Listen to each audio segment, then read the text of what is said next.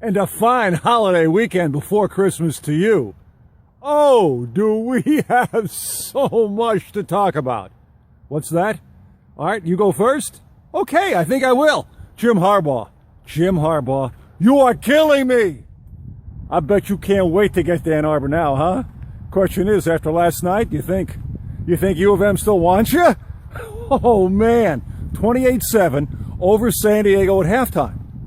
Up by, what, 35-21 with 5 minutes to play? Phil Rivers, comeback for San Diego. Game went to overtime. San Fran fumbles. San Diego wins it on a field goal. Ooh! Oh, look, truth be known, one would think it's Harbaugh's job if he wants it. It all comes down to, hey, Jim, you want to be in the NFL or you want to go back to college? You want to have to recruit, put up with stuffy U of M alumni, faculty, presidents, NCAA regs, and maybe you do, maybe you don't. Me thinks you still want to stick around in the NFL. You lose 3 games in Ann Arbor, you're a bum. You lose 3 in the NFL, you're in the playoffs. Your choice. Okay, college basketball. Did you catch the UCLA blowout that they suffered against number 1 Kentucky? It was 41-7 Wildcats at one point. Even John Wooden after the game said, you know, it wasn't even that close. More college hoop. Michigan's still reeling. They've now dropped 4 straight. Former Piston coach LB, Larry Brown, came to town last night.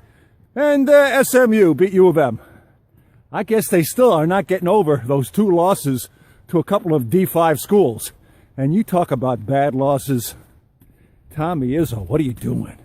What are you doing? Texas Southern comes to Breslin on a Saturday night. Mike Davis, the coach, used to be at Indiana. Texas Southern, brutal. 1-8 coming in. The Tigers. I mean, there's nobody on that team who's good. Texas Southern playing like Southern Comfort. Sparty lost in overtime.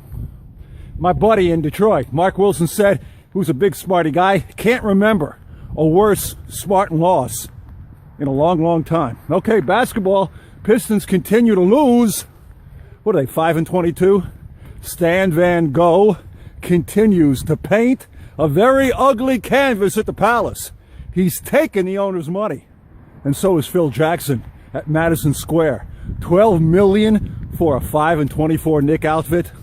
Carmelo, you're great. You really are. But you've never made anybody that good around you. I'm just saying. How about hacking? All this hacking stuff. Are you a hacker? Are you a hacker? Used to be, it was okay to be a hacker. Remember Hacker Shack? What would be so terrible? Foul him, put him on the line. He'd throw up 2 or 3 missiles.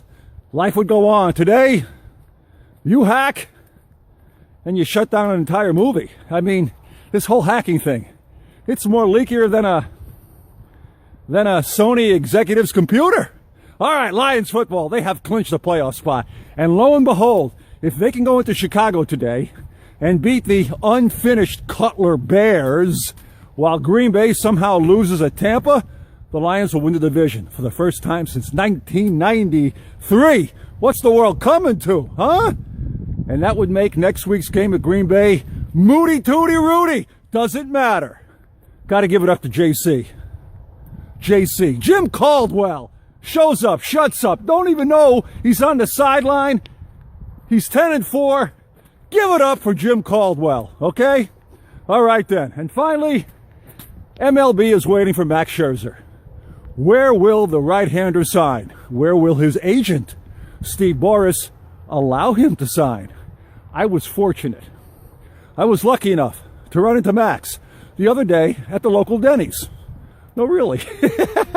And Max was, what it looked like, was eating 3 eggs over easy, a little hash brown action, some bacon, and moi, with the still sports flunky DNA that I still try to have, went up to Max and politely interrupted his meal, as politely as a guy like me is going to be, and I took a little Denny's napkin with the little Denny's logo in the corner, wrote down with the dollar sign 150 million, passed it along to Max. He looked at it, kind of like frowned, picked it up, rolled it in the ball, said to me, "Is that all you got?" And threw it right at me. Snapped off a real hard slider. Okay. Took another napkin. This time I put down $sign 175 million. Slipped it right back, cozied it up to Max as I did. Looked at it and, "You're not there yet," he said. Okay. Took another Denny's napkin. Scribbled down 200 million. Why, I tell you, Max's one brown eye and one blue eye lit up like a Christmas tree. He said, "Now you're talking." So I said, "Hey, Max, nothing against Denny's, but what brings you here for breakfast?" He says, "I got to stay humble." I said, "Really?" He says, "Yeah." And he says, "You see what these people are eating?" And I looked, and I don't know, eggs, bacon, pancakes, the whole works. Looks like the Grand Slam. He says, "Yeah." And that's about as close as I want to get to a Grand Slam. May your life be one of Grand Slams. A very happy holiday season to you. We will talk with you next week.